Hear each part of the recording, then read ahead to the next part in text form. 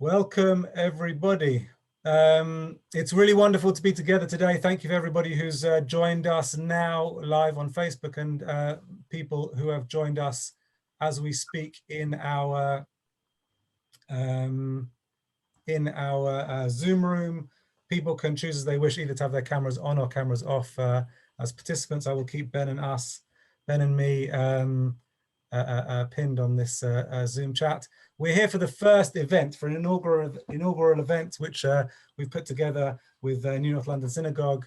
It's called 20 Questions With, and it's really the opportunity to highlight some of the young people in our community, people who might consider themselves young, not consider themselves young, to talk about some of the burning issues of the day and some of the big questions that are opened up at the moment, especially in a time of pandemic and in a time of real hardship for lots of people in our different communities. And today we are over the moon honored to have Ben Fromson with us in mark with us Mental Health Awareness Shabbat, which was this Shabbat of Parshat Bo, the plague of darkness. Ben, I won't give you too much of an introduction, only to say that I've known you in our community for quite a long time, and you've become an outspoken advocate in the story of mental health, and you currently work for Jami.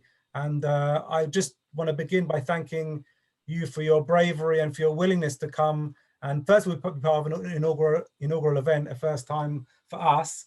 And second of all, to be standing at the front and center of our community effort to raise awareness on mental health during this important season, and on this crucial and pressing issue for our community and all communities to be doing more in this area as we emerge in and out of lockdown. I don't know whether we're emerging out or emerging in at the moment, but I'm just grateful to have you here. The first question, Ben, is just to ask you who you are and just to share a little bit about who you are and why you're here. Welcome. Thank you so much, Rabbi Oliver, for having me and for taking a risk on me for your first participant for your show, 20 Questions. We'll see how many of the 20 we get through, but yes, it's wonderful to be here. Who am I? So my name is Ben Fromson. I'm in the middle of trying to take my wife's name, but the paperwork is complicated, so I'm still Ben Winton at work. So I've got two surnames for now. I live in East Finchley with my wife, Renata, and a couple of factoids. I like serious books, but silly TV programs, evening outs with friends, but where I get to go home at a reasonable time. And I switch interest in sports every 2 years. So it was climbing, now I'm back into yoga, it changes around. So. Lovely. And tell us what the job is that you do at the moment. I mentioned that you work for Jami currently. Tell us about your work. Okay, so I work as a peer support worker at Jami. So just to say, first of all, Jami is a social care organisation. It provides a collection of services to complement clinical mental health treatment. So we work alongside statutory services that will provide, hopefully, therapy, and will provide psychiatrists if need be. So we don't provide that stuff, but we do provide occupational therapists, social workers, hubs and programs of activities and events for people to go to. Most importantly, I think a community of people who get each other and what they're going through.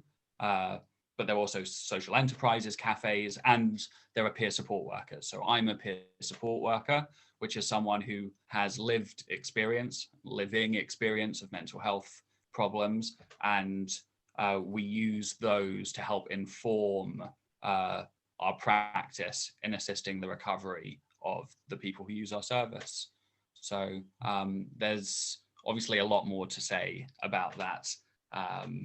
My day-to-day work is running groups that are part of the Hub program. So I help run, particularly on Fridays, a Judaism group where I get to merge two of my interests, mental health and Torah, together.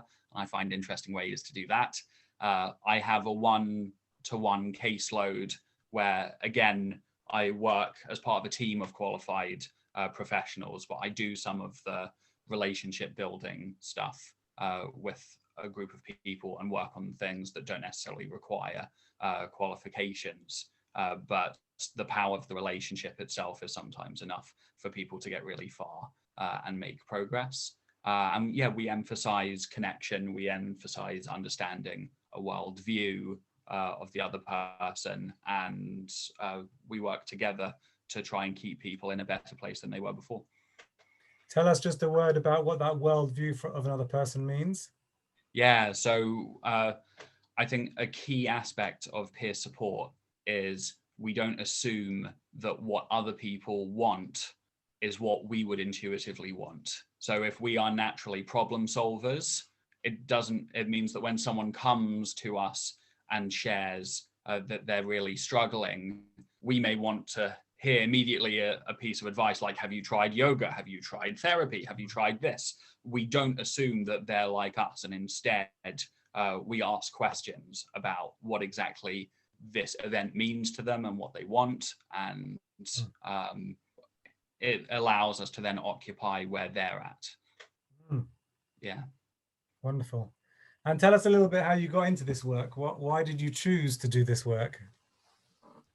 So I came into this for really personal reasons. It allowed me to turn my experience of mental health problems into an opportunity to help others. And it just suited me so much better than these experiences just serving as impossible obstacles to overcome for being in another field. I didn't plan on being in mental health. I think the field as much chose me as anything else. I originally wanted to be in education policy, but this work is incredibly rewarding. I think that's actually the surprise for me. I wanted to do paperwork and sit in a big office, and instead I'm interacting with people all the time, and the day flies by, and I feel when I go home like I've made a difference, and that's really wonderful. So it's for personal reasons, but it's ended up working really well. Okay, wonderful. We're grateful for your work, and we're grateful for you to be here or to describe not just your own story, but also a little bit of the fabric of the work that you do day to day. Certainly interests me. Please, as we carry on with this, please, if you have additional questions, we'll pick them up at the end, but please feel free to put them into the chat. Can you tell us about this mental health Shabbat business that we are currently in, and why are you choosing to mark this weekend, both I guess as an individual and also kind of organizationally? Why a Shabbat? Great. So that's a really good question. So Mental Health Awareness Shabbat was started in 2017 by Jami in conjunction with some rabbis who wanted to get mental health awareness on the agenda in the Jewish community. They wanted to help break the taboos around it and eventually get the community to a place where they were treating mental illness like they would treat physical illness. So I think that's the mental health awareness part.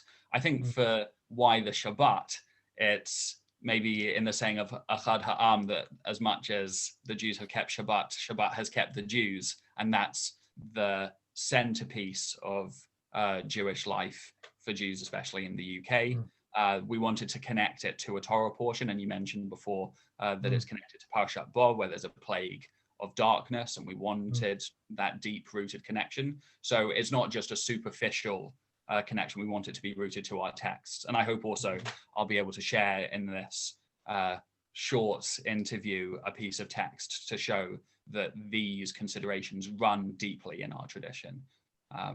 So yes, it's not meant to be superficial. It's a time where we can get this on the agenda, and it speaks from our tradition. So I certainly found that, I couldn't speak for last year, but certainly this year I did find that really that deepening of the connection between the Parsha and the Mental Health Awareness Shabbat has actually grown inside of me. And I found myself noticing that there are actually 3 different layers of darkness in this Parsha. The first is locusts, where the sky is blotted out, and therefore there is some kind of darkness. The second is the plague of darkness. And the third is the death of the firstborn, which happens at Chatzot Halayla in the parsha, which is in the middle of the night. So there's actually more darkness to be explored and more themes relating to this parsha to be explored than might originally meet the eye. And I think that's also an essence of our Jewish tradition, that we, when we combine the parsha with the seasons and the moments in the year, we hopefully find ourselves a relationship deepened. The next question I had for you is just to tell us a few words about growing up, about your journey to the Ben that you are today. Sure. And I'm going to take this question about growing up and use it as an opportunity to begin telling a bit of my story of my mental health journey, since this is Mental Health Awareness Shabbat. So I grew up in Golders Green for my entire childhood in the same house, in a loving family with my sister, my parents. I was raised by the community I was in, which was a modern Orthodox shul in Golders Green and the community connected to it. I went to Jewish schools throughout, and I had a very close group of friends that lived down the road. We lived down the road from each other and spent every Shabbat together. And my life was pretty straightforward, I'd say, as much as normal life is straightforward, until I was 19. But towards the end of my gap year, where I decided to go to a yeshiva in the north of Israel, and the beginning of university, I started having these frequent spells of crying and not knowing why. I started developing these thoughts about not being good enough, being a failure, not being worthy, and they came for me out of nowhere. I didn't feel like I had them growing up. So that was a surprise in hindsight. I physically and mentally slowed down, and I couldn't concentrate or make decisions. And I felt this anguish that was overwhelming. And so the fleeting thoughts of wanting to end my life felt like a natural consequence of that overwhelming anguish. But I had a moment. It was my rock bottom moment when I went to hospital. I realized that things were sufficiently bad that my life was in danger, and in a moment of clarity, said to my parents, I need to be somewhere safe, and did. But then in a moment not of clarity, when I regretted that moment of clarity, I came very close to ending my own life.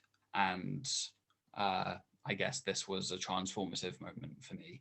As I was losing consciousness, I had this vision, this set of mental images of all the people that I cared about and all the people who cared about me. It was my friends, it was my family, it was my girlfriend at the time. It was many people who I was in relationship with. And I realized that my life wasn't just my own.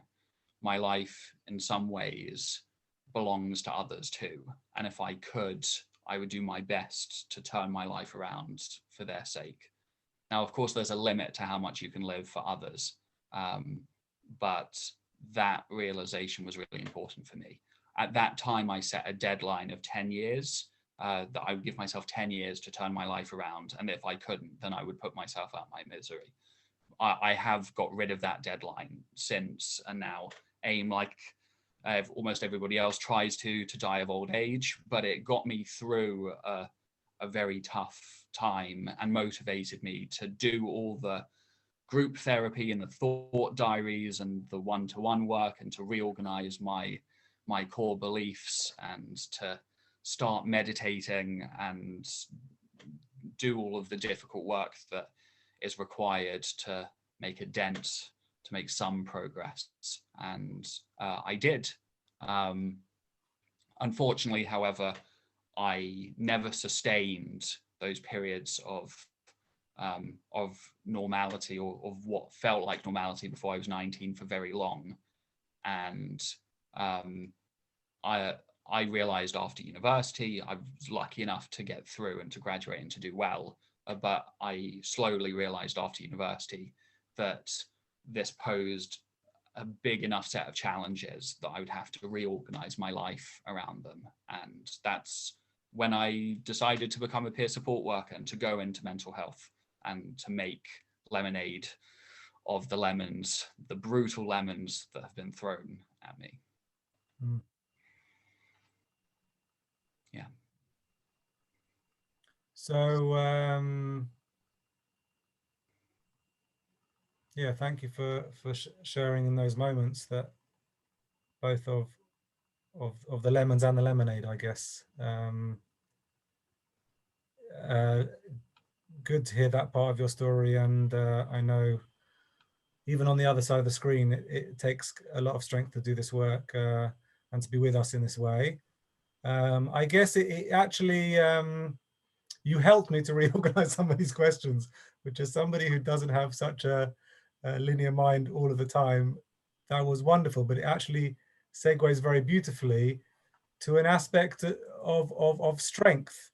I asked you the question to share a line or a piece of wisdom with us that either holds you now or has supported you in the past. And you wanted to put that up on the screen in order to share it with us. And I welcome you to do that and then share your wisdom with us. Thank you. I guess this is an opportunity for me to, again, maybe it's a good challenge, but to show that some of the themes of mental health and some of the themes of my journey really do run deeply into the Jewish tradition, and to see that in a text in some way. So yeah, you asked me to bring a teaching, a piece of wisdom that shaped me. I just wanted to say before I put it up on the screen that the talit, the prayer shawl that I got for my wedding, has this piece of text on the top. So that's how important it is to me. It's what I take with me when I come to synagogue to pray, or in my own time I come to pray. So I'll share it with you now.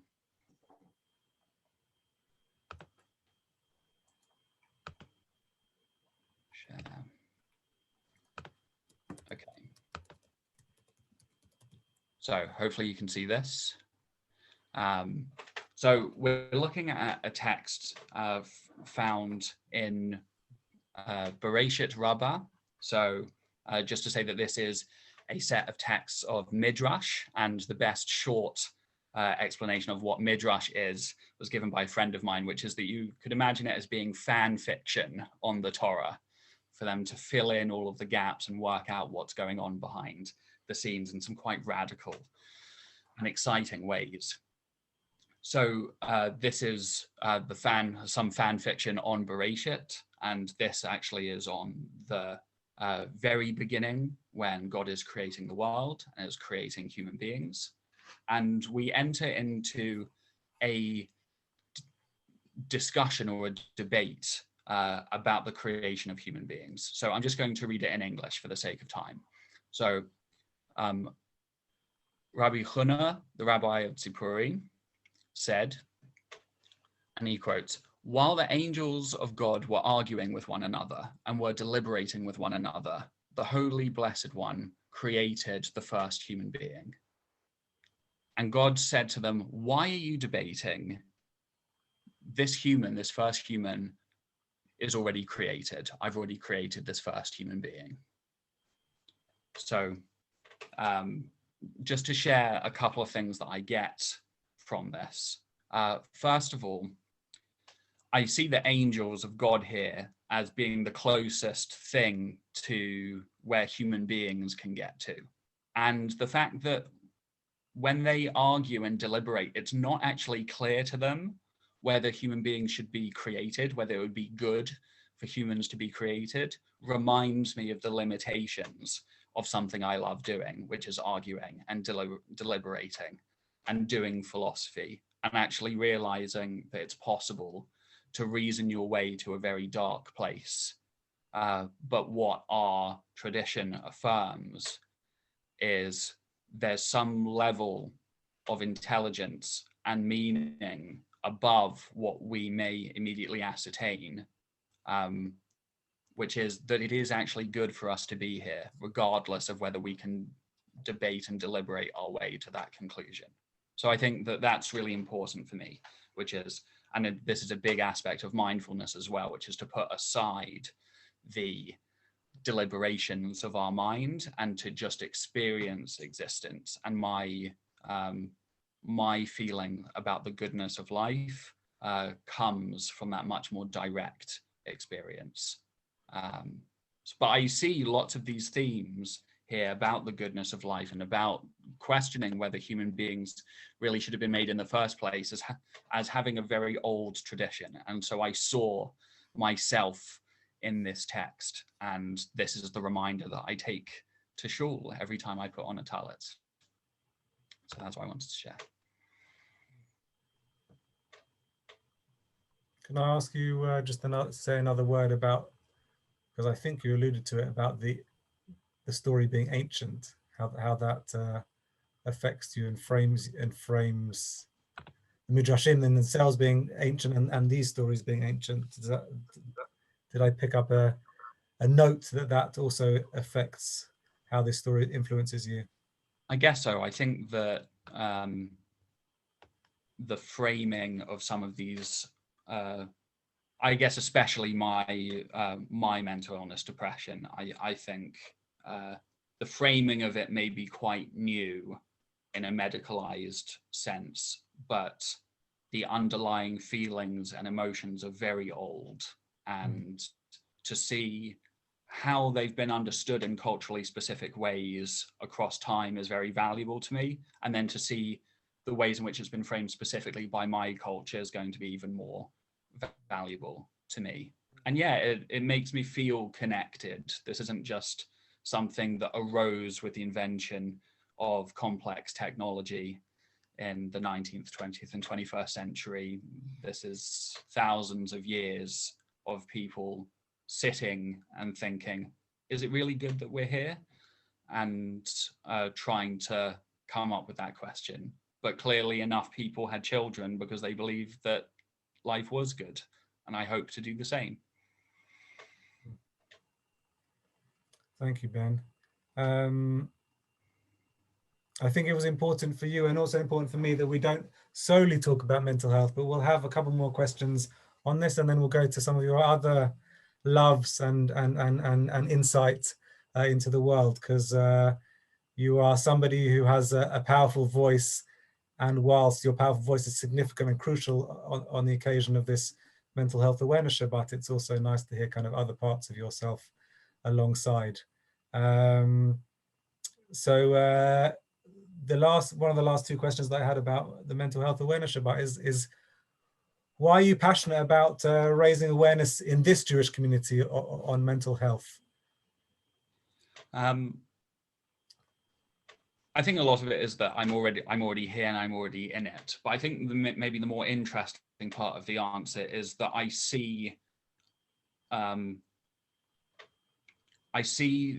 my passions for Judaism, religion, and thinking about the big questions as being connected in some way to mental health. Now, mental illness is really complicated, and I think that there are lots of strands and lots of things that are going on, and I don't pretend, both because it would be belittling to my own experience, but especially to other people's experiences, to make out as if these are just crises of meaning. They're not.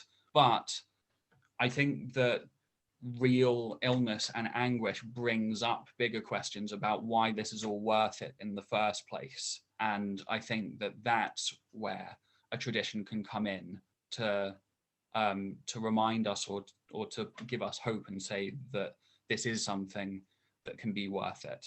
So I bring together those two sides of me, and some of the very specific issues that affect this community, trauma from genocide, from the Holocaust, not necessarily trauma, but the hard work ethic that so many Jewish immigrants brought to this country, and looking at the implications that this has for the expectations of our young people.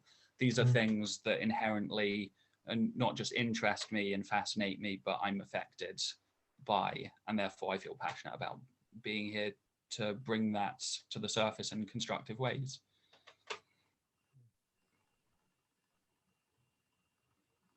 Wonderful.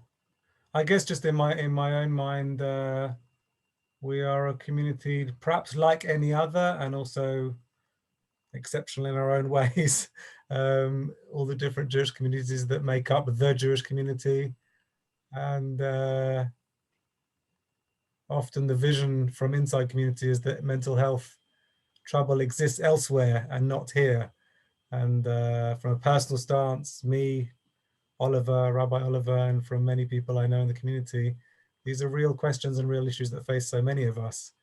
So I'm grateful to have this opportunity to draw out. It's my second Mental Health Awareness Shabbat. We did some work on it last year, and grateful to be back here again to continue these conversations, and particularly with you. I guess the last question is a practical reflection on suggestions that you have for aiding someone who's on their mental health recovery, and how we might just approach other people who might be able to, after this Shabbat or at any point in the future, say, I am struggling, and how do we be in support of people in that way? Yeah, this is a quite difficult question to do justice to for a general audience, because at this stage of our understanding mental health and mental illness, our journeys are going to be very individual. Just to say, from my standpoint, I actually hope that one day they're not so much, and that we can group together what's going on a bit more, and we have a better idea of people not just having their own journey, and having more to say about that, and fast tracking the process to recovery. But for now, it's very individual. So I'd say, firstly, it's very tempting, especially if you're somebody like me, to view, when you learn about different ideas of how to recover or different strategies, you think you're learning like in a classroom, but you're not. Instead, what you're learning needs to be internalized on a much deeper level. And so you may have to hear the same things over and over again. And so even if you go to hear other people with what they have to say about what strategies there are for your mental health recovery, even if you hear nothing new, to entertain the same ideas over and over again, I think is really important. I found a meditation tradition incredibly helpful, and to gain distance from the emotions and the thoughts that can be quite troubling. And then I'd also say to find a way to be a part of a community where you're not going through this alone. Find a support group. Come to Jami. If you're privileged to be able to get therapy. But in addition to having one-to-one therapy, I think that ways of really appreciating that you're not going through it alone is by being in the company, whether virtual or real, of people who are going through something similar. I found those things, I think, might be a good start, and maybe what I would have wanted to hear at the beginning. Wonderful.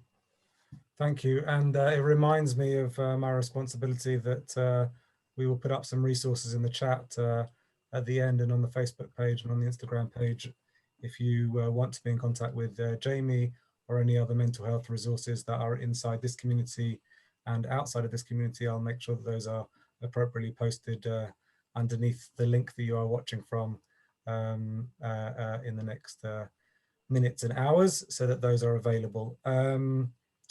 So we're transition here, and I'm conscious of time because the 20 questions are to try and fall within the 40 minutes that we have together. But I also don't want to take away from the richness of your answers. But I will switch to the lockdown that we're now in, which has certainly exacerbated people's troubles in our communities and beyond our communities. But is there a silver lining of your experience of lockdown that you can speak to? Yeah, I'd say I'm newly married. I've only been married for about 1.5 years. So I think we have spent more time together in lockdown during the pandemic than we had before. And actually, I think it was a really good way for us of solidifying our marriage and our relationship, and having that first year really being for each other and being less distracted by making Shabbat meals, and being able to spend that time together was really valuable. And then on a lighter note, I'm a big fan of making kimchi, and I've had lots of time to do that. So that's been wonderful as well. So, and that's about the lightest thing that's probably going to come up in this conversation. So good. Some kimchi, some sourdough. Indeed. Amazing. No, kimchi definitely brings a smile to my face. Do you have, this is now, we're getting into all sorts of big questions with short answers, but do you have a personal vision of God that you will share with us? You don't make it easy, do you, Rabbi Oliver? No, we're doing everything here in one go. Yeah. I think first thing to say is I'm very appreciative to have, apart from my job, an opportunity with friends of Louis Jacobs to share some of my ideas on this question in a much more deep way. And I'm giving a series of 6 lectures, 3 of which are online, and the next 3 are coming up in the next 4 or 5 months or so. So that can be the place to get the deeper answer. But do I have a personal vision of God? So personally, I do believe in a real God out there. Mine looks closer to what a Jewish philosopher's idea of God looks like, somebody like Maimonides or Rambam, but mine's less cold, because I think I allow for the imagination to shape a lot of our relationship to this quite philosophical God. And so that richness of our imagination and the collective Jewish imagination can come in to mediate in some way and give us what we need as human beings to relate to the thing that ultimately makes this all worth it. Thank you. And I guess some of these questions also start to tie up some of the different strands that you've woven together in your answers, which have been, I don't know, both a tear and a smile to the corner of my mouth and the corner of my eye at the same time. But tell us a little bit of the Jewish community the ideal Jewish community that you'd wish to build. Yeah, big question. I think that first of all, because I do have lots of specific ideas, but putting front and center, I actually don't know completely. I don't have all the ideas fleshed out. And I think that what I'd really like to build, first of all, is a community of inquiry of people who are also, as Rabbi Louis Jacobs would say, are on this quest to have an authentic Jewish religious life. I do see religion as being at the center of that. I don't go for Judaism is a civilization, and the culture and the arts and the languages are important, but I see it all being combined by something like religion and spirituality being at the center. I'd really want religious leaders to have intellectual honesty to explain to young people why they think this stuff is worth carrying on beyond just being an exotic personal preference or a strange hobby of some kind, and to really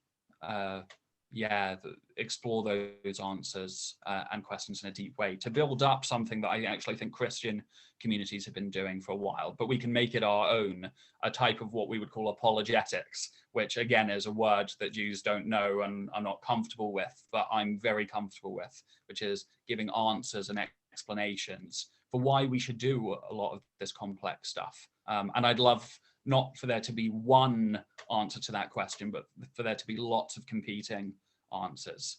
And then the final thing I'd say is I don't want this to be individualistic. I don't want each person for themselves to decide rationally what is right for them, but for communities to be thinking on that level where they have each other to support each other in practices that are meaningful. That's probably enough detail for now, but yes, I think it's a lovely vision of a deeply thinking community, and a reliance on the other to be chevruta, to be a learning partner, and also to expose the weakness and strengths of the other person's vision, forever building onwards. I guess it nicely dovetails with the next question, which is about what's then missing in our Jewish UK communal life, or what's missing in the UK community right now. Yeah, I don't want to. I feel at the moment like I'm one of the few progressive Jews interested in philosophy of religion in this way that is supposed to bring and motivate Jewish communities to continue. And I really wish I wasn't. I wish there were more leaders who were doing that. I want to add one more piece to the last. Sorry, this is. I want to add one last piece, which is that I think meditation should be really important. We should explore that if we can't obligate people to pray 3 times a day, we could at least obligate people to meditate 3 times a day, and maybe ultimately both, but exploring, again, lots of progressive Jewish ideas and combining them with that sort of sense of obligation, I think is an unexplored area within the UK Jewish community, but probably at large, I'd say. Yeah.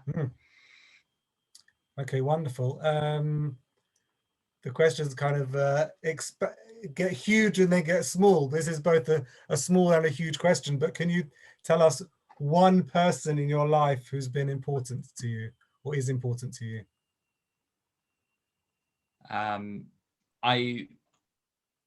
gonna go for I'm gonna go for my wife Renata, because she's so different from me. As you can tell from my answers, I go abstract and I go existential, and I really appreciate having a counterbalance of someone who's really has their feet firmly on the ground and finds the joys of life and the reasons for being alive and the goodness of life so obvious that it allows me to experience those same joys. I think it's a real grounding, and it's one thing having that sentiment of the goodness of life not being found through deliberation on my talus, but a different thing in being imprinted on my life partner and seeing it every day.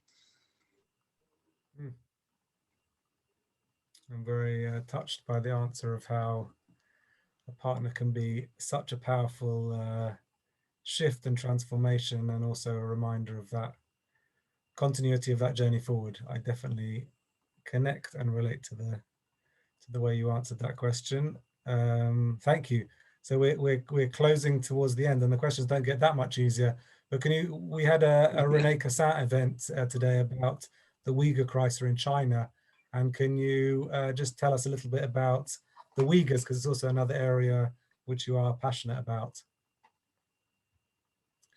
Sure. So there are people who will know a lot more about the details of the Uyghur Crisis than I will. In very short, there are a group called the Uyghurs in northwest China or Xinjiang that are currently being forced into re-education camps, what are called re-education camps, to basically culturally assimilate and to adopt a form of communism and to give up their language and to give up their ways of life. And they're in concentration camps that are incredibly reminiscent of our own history. And it should be obvious then of why we should be the sort of people involved in trying to change this, no matter how steep the hill looks for actually making any progress on this issue. I think we are our economy and our way of being is so wrapped up with with China as an economy that it's actually incredibly difficult and disconcerting to imagine a way through this, and yet we must never make excuses for allowing genocide to happen. So my involvement is merely just being someone who attends a protest when lockdown is not happening on Tuesdays, 6 to 7 p.m.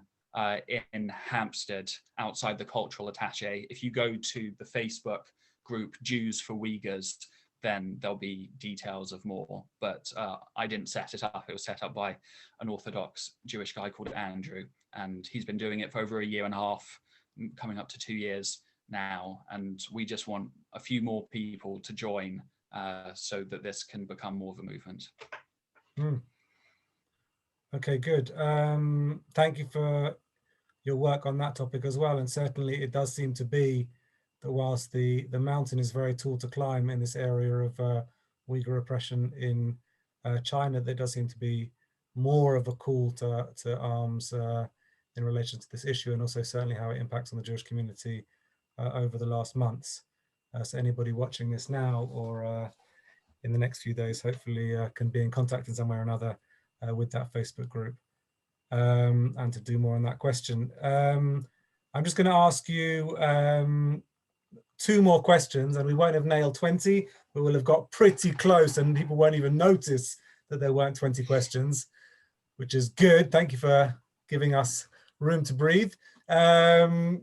What's a question that you would ask us? We're not going to get to the answers, but what's a question you'd throw back? We've just nailed 20 questions to you. What's a question you'd ask back at us?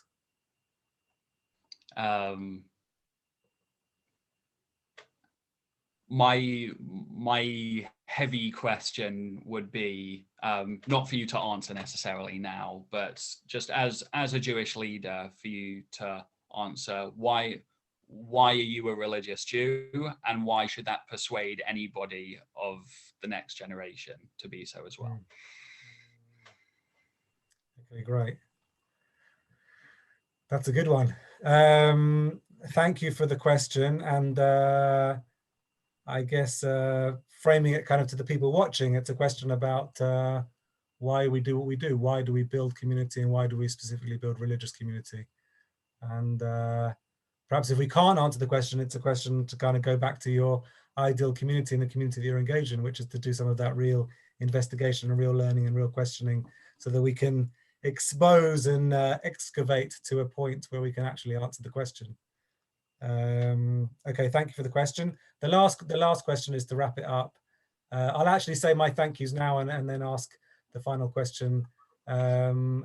Just Ben, I'm just very moved, and you know what, I also notice in knowing you that I've known you probably in passing for a long time. I've known you a little bit more in the last few years as you joined our synagogue, and you come across as somebody with strength, and it speaks to the question of mental health, that all of us have our struggles and all of us have our journeys, some with more acute parts than others. And I both thank you for your bravery, but also notice that we often can so easily overlook kind of the depth and extent of the story of the person right in front of us. And it's such a privilege and honor to actually, you know, even just on the surface, to read and to hear and to be welcomed in to hear part of your story, and to remind us that there are so many of us in communal life and outside of communal life who have real struggles and real stories. And sometimes it takes a Zoom event, and sometimes it takes just to say to somebody, tell me a little bit more about your story. And so I'm moved by your words this evening, and just to really, again, so grateful for your bravery and your capacity to be here in front of us today, and to people who will watch this afterwards as well, to share more. And hopefully it will be both an aid and a support to the community who can go on and do more of this great and excellent work in relation to mental health and Mental Health Awareness Shabbat, and also to individuals who I hope will find strength to take the journey and the steps and the path that they need to take towards good health and towards good mental health. The last question is simply, how do we stay in contact with you and your amazing work, and any last pointers you'd like to offer us? Sure. So to stay in contact with me, you can follow me on Facebook. There's a follow function as well as a friend function. So Ben Fromson, you can search me and find me. And I do some public posting as well. I do Twitter. I'm not yet on Instagram. I can't handle 3 social media platforms. But on Twitter, I'm at Benjamin Winton. And you can find me occasionally tweeting there or retweeting other interesting things. And check out Friends of Louis Jacobs, their website. In the event section, you'll see some of my upcoming stuff. And if you subscribe, you can see some of the talks that I've given in the past. And yeah, that probably covers where to find me. Just to say, Rabbi Oliver, you in this 20 questions platform are asking people if they have a personal vision of God. You are well on the way to helping build this ideal community of mine, and I'm so grateful to share a community in a shul with you. It's really wonderful.